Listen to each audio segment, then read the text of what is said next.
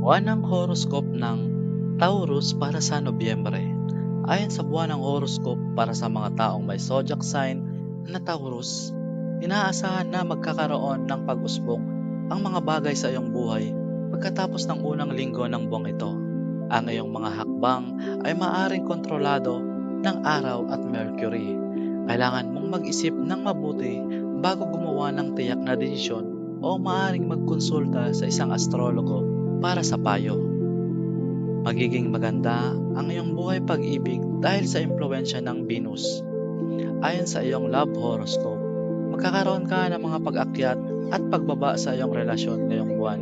Ngunit, maaari mong iwasan ang mga problemang ito at makabuo ng makakaayos na relasyon sa pamamagitan ng pagbibigay ng kalayaan sa iyong kasintahan.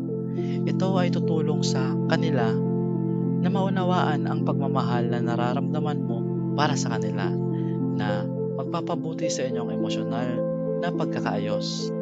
Ang finance horoscope para sa mga taong may zodiac sign na Taurus ay walang magandang balita. Maaring magkaroon ka ng mga financial na problem dahil sa mga pagkawala mula sa iyong mga riskadong investment. Kailangan mong itigil ang lahat ng iyong mga plano para sa pag-expand ng negosyo at mga idea para sa mga riskadong investment sapagkat ito ay tutulong sa iyo na protektahan ang iyong mga kayamanan. Bukod dito, isang makakaayos na relasyon sa iyong mga kasamahan sa trabaho at mga kasosyo ay makakatulong sa iyo na mapanatili ang financial stability. Ang magandang balita para sa iyong karera ayon sa career horoscope dahil ang mga bituin ay nasa iyong pabor.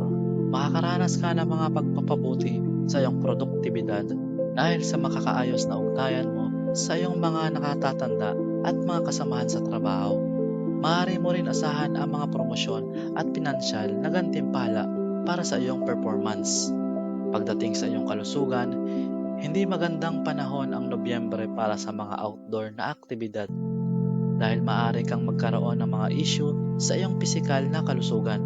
Kailangan mong kumonsulta sa isang doktor kahit para sa mga minor na issue sa kalusugan upang maiwasan ang mga problema sa hinaharap ayon sa iyong health horoscope para sa iyong mental na kalusugan. Kailangan mong subukan ang mga pamamaraan ng pag-relax tulad ng yoga o meditasyon. Kaya, isang tip para sa Nobyembre na dapat sundan, panatilihin ang iyong mga layunin o pangarap at maglaan ng karagdagang pagsusumikap para sa mga ito.